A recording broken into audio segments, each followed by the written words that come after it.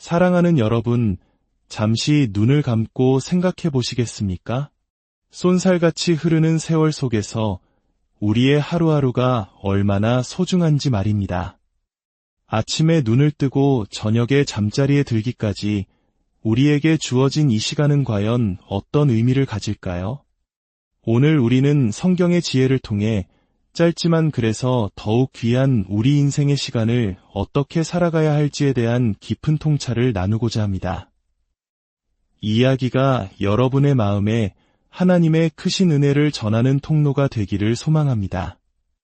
만약 오늘 메시지가 당신의 영혼에 작은 울림이라도 준다면 좋아요와 구독으로 저희에게 힘을 실어주시고 이 말씀을 주변에 사랑하는 이들과 함께 나누어 주님의 사랑을 널리 전파하는 일에 동참해 주시길 부탁드립니다. 여러분의 작은 손길이 누군가에게는 인생을 바꾸는 큰 선물이 될 수 있습니다. 지금 이 말씀을 듣고 계신 모든 분들 위해 하나님의 평강이 함께 하시기를 기도합니다. 성경 시편 90편은 인생의 짧음에 대해 이렇게 노래합니다. 우리의 연수가 70이요 강건하면 80이라도 그 연수의 자랑은 수고와 슬픔뿐이요 신속히 가니 우리가 날아가나이다. 그렇습니다. 성경은 우리의 인생이 70년, 건강하게 장수한다 해도 80년 정도라고 말합니다. 그리고 그 이후의 삶은 고된 노동과 슬픔이 따를 수 있다고 덧붙입니다. 한번 생각해 보십시오. 70년이라는 인생에서 처음 15년은 어린 시절과 청소년기로 훌쩍 지나갑니다. 그리고 우리는 인생의 약 3분의 1에 해당하는 20년 이상을 잠으로 보냅니다. 노년의 마지막 5년은 육체적인 한계로 활동의 제약을 받게 되죠. 이 모든 시간을 제외하고 나면 우리가 진정으로 활동하며 무언가를 이룰 수 있는 시간은 고작 30년 남짓에 불과합니다. 그 30년마저도 우리는 식사하고, 일하고, 세금을 계산하는 등 일상적인 일들로 채워야 합니다. 정말로 우리에게 남은 시간은 얼마나 될까요? 성경은 묻습니다. 너희 인생이 무엇이냐? 너희는 잠깐 보이다가 없어지는 안개니라. 우리 중 가장 오래 사는 사람이라 할지라도 영원의 관점에서 보면 그 삶은 아주 짧습니다. 우리의 시간은 이미 하나님의 손안에 있습니다. 하나님께서는 우리가 이 세상을 떠날 날을 이미 정해 놓으셨습니다. 그것이 불의의 사고일 수도, 질병일 수도, 혹은 심장마비일 수도 있습니다. 어떤 형태이든 그날은 정해져 있습니다. 성경은 말합니다. 한번 죽는 것은 사람에게 정해진 것이요 그 후에는 심판이 있으리니 우리는 모두 하나님의 위대한 심판대 앞에 서서 이 땅에서의 삶을 어떻게 살았는지 그리고 예수 그리스도에 대해 어떤 선택을 했는지에 대해 설명해야 할 날이 올 것입니다. 여러분, 시간이 얼마나 빠르게 압축되고 있는지 아십니까?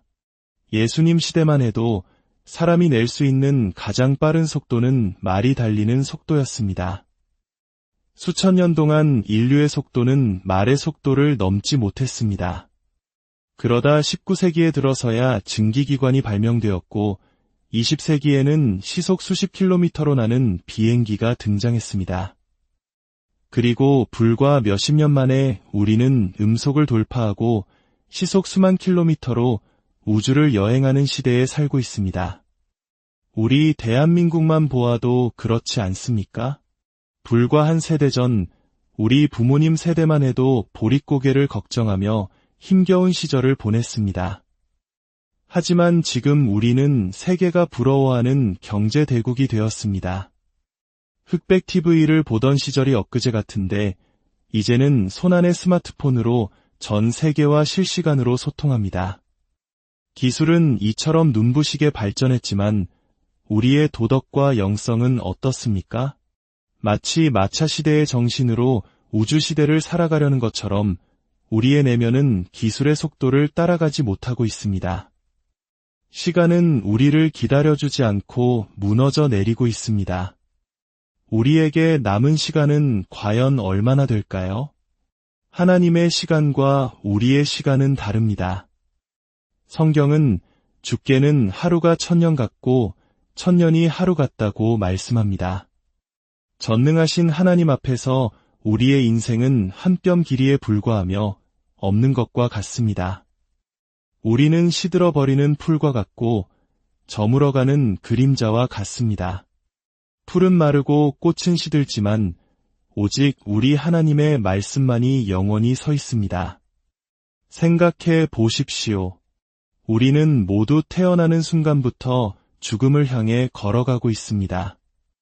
이 자리에 있는 우리 모두 90년 후에는 이 땅에 남아있지 않을 것입니다. 우리 모두는 죽음이라는 선고 아래에 있습니다. 그렇다면 당신은 남은 그 시간을 어떻게 사용하시겠습니까? 하루는 누구에게나 공평하게 1440분, 일주일은 168시간으로 주어집니다.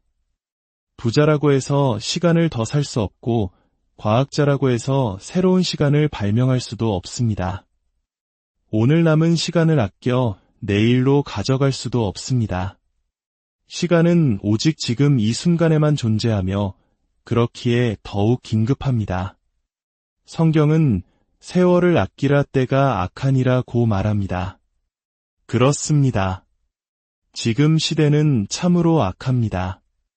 신문을 펼치고 뉴스를 보면 온갖 흉악한 범죄와 갈등, 분쟁의 소식으로 가득합니다.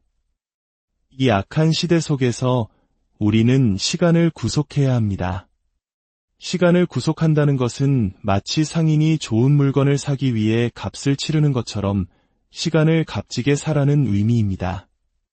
어떤 이들은 시간의 11조를 드린다고 합니다. 우리가 수입의 10분의 1을 하나님께 드리는 것처럼 시간의 10분의 1을 온전히 주님을 위해 말씀 묵상과 기도를 위해 드리는 것입니다. 우리는 시간을 절약하기 위해 수많은 현대 기술을 발명했지만 역설적으로 그 어느 때보다 시간에 쫓기며 살고 있습니다.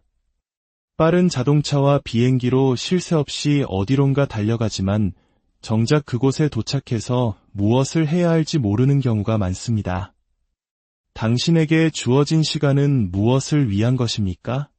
그 시간은 그리스도를 섬기고 그분의 뜻에 따라 살며 그분께 순종하기 위해 주어진 것입니다. 시편 기자처럼 나의 시대가 주의 손에 있사오니 라고 고백하며 당신의 모든 시간을 하나님의 손에 맡기셨습니까? 당신의 삶 전체를 그리스도께 온전히 헌신한 적이 있으십니까? 물론 당신은 세례도 받았고 교회에도 가끔 출석하며 이따금 하나님을 생각할지도 모릅니다. 하지만 당신은 진정으로 그분께 온전히 헌신했습니까? 만약 오늘 밤 당신이 죽는다면 천국에 갈 것이라고 확신할 수 있습니까? 당신의 모든 죄가 용서받았음을 확신하십니까? 예수 그리스도께서 십자가에서 피 흘려 죽으시고 하나님께서 그를 죽은 자 가운데서 다시 살리신 이유가 바로 여기에 있습니다. 우리는 모두 죄인이기 때문입니다. 우리의 피부색이나 배경은 중요하지 않습니다. 하나님은 우리의 외모를 보지 않으시고 우리의 중심, 우리의 마음을 보십니다. 그리고 하나님은 우리의 마음에 죄라고 불리는 영적인 심장병이 있음을 아십니다. 죄란 하나님의 법을 어기고 하나님께 불순종하며 반역한 것입니다. 이 죄 때문에 우리는 반드시 심판을 받게 될 것입니다. 그리고 그날의 주님은 내가 너희를 도무지 알지 못하니 불법을 행하는 자들아 내게서 떠나가라고 말씀하실 것입니다. 그러나 하나님께서는 우리에게 다른 길을 열어주셨습니다. 그분은 우리를 너무나 사랑하사 독생자 예수 그리스도를 보내주셨고 누구든지 그를 믿으면 멸망하지 않고 영생을 얻게 하셨습니다. 시간은 우리를 지배하는 폭군이 될 수도 있습니다. 우리는 해야 할 일을 다 끝내기에는 시간이 부족하다고 느끼며 좌절합니다.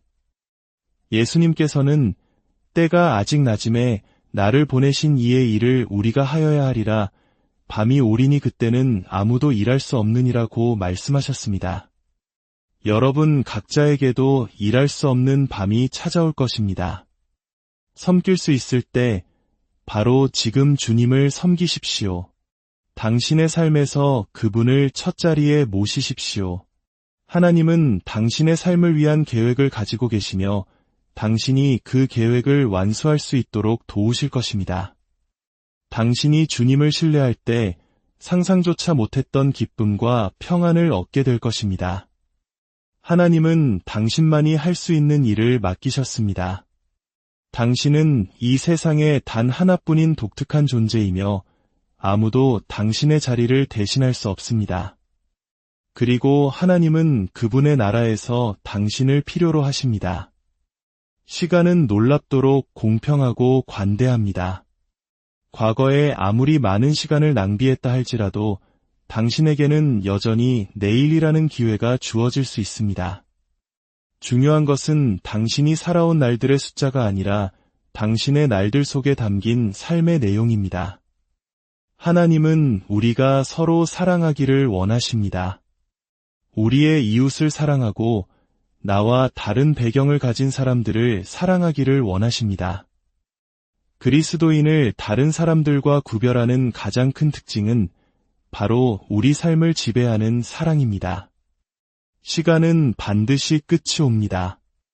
사도 바울은 형제들아 때가 단축하여진 고로라고 말했고 요한계시록에는 다시는 시간이 없으리라는 말씀이 나옵니다. 시대의 끝이 가까워질수록 사탄은 자신의 때가 얼마 남지 않았음을 알고 미친 듯이 활동할 것입니다. 그렇습니다. 사탄과 악한 영들은 실제하며 오늘 밤 당신의 영혼을 차지하기 위해 싸울 것입니다. 사탄은 당신을 자신의 왕국에서 쉽게 포기하지 않으려 할 것입니다.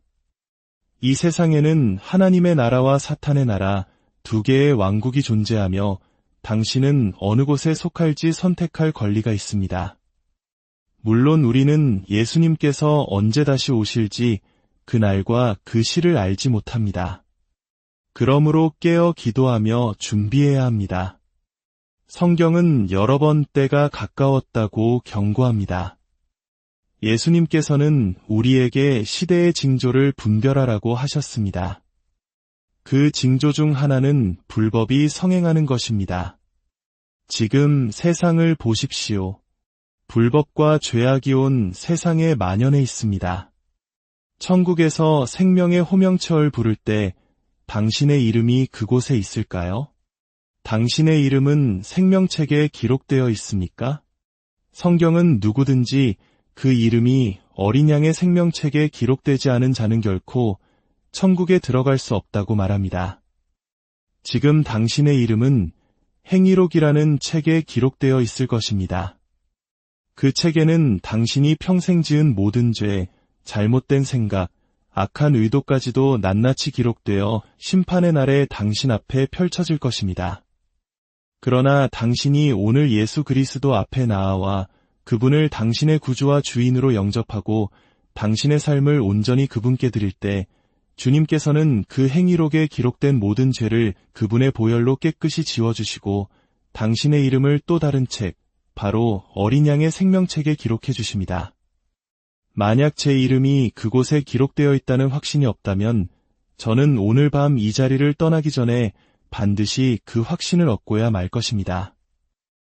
왜냐하면 당신의 인생에 오늘과 같은 순간은 다시 오지 않을 수도 있기 때문입니다. 지금 이 순간이 바로 당신이 하나님과 만나는 시간입니다. 시간이 짧다는 사실은 우리에게 즉각적인 행동을 요구합니다. 성경은 말합니다. 보라 지금은 은혜 받을 만한 때요. 보라 지금은 구원의 날이로다. 내일이 아니라 바로 오늘입니다. 해야 할 일이 있다면 지금 하십시오. 드려야 할 헌금이 있다면 지금 드리십시오. 복음을 전해야 할 사람이 있다면 지금 전하십시오. 시계 초침이 똑딱거릴 때마다 마치 지금이라고 말하는 것 같습니다. 오늘 그의 음성을 듣거든 당신의 마음을 완고하게 하지 마십시오. 이런 말씀을 듣고도 마음을 닫아버리는 것은 매우 위험합니다. 당신의 마음은 점점 더 굳어져서 다음번에 복음을 들을 때는 더 단단해져 있을 것이기 때문입니다. 당신의 마음속에 주님께 나아가야겠다는 아주 작은 속삭임이라도 들린다면 바로 지금 나아오십시오. 어리석은 자들은 시간이 많다고 말합니다. 사탄도 시간이 많다고 속삭입니다. 오늘 밤 제가 여러분에게 그리스도께 헌신해야 한다고 말할 때 사탄은 당신의 귀에 이렇게 속삭일 것입니다. 기다려. 다음 기회에 다른 곳에서 해. 오늘은 아니야. 그러나 하나님께서는 말씀하십니다. 바로 지금, 바로 여기서 당신이 오늘 이 자리에 있다는 사실 자체가 바로 지금이 그때임을 증명합니다.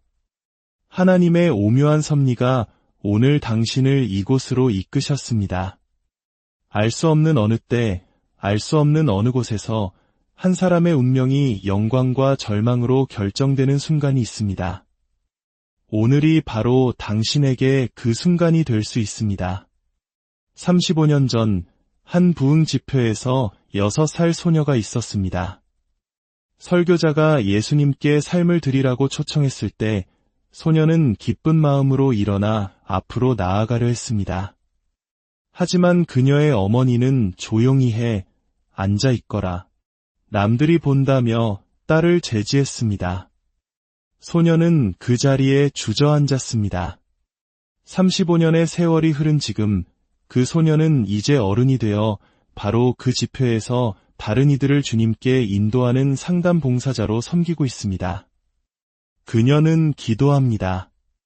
단 한 사람도 자리에 머물지 않고 시간이 있을 때 앞으로 나아와 그리스도를 영접하게 하소서. 반면 어떤 사람은 가족들이 간절히 복음을 전했음에도 불구하고 자신은 그리스도를 믿지 않는다고 공언하며 휴양지로 여행을 떠났습니다.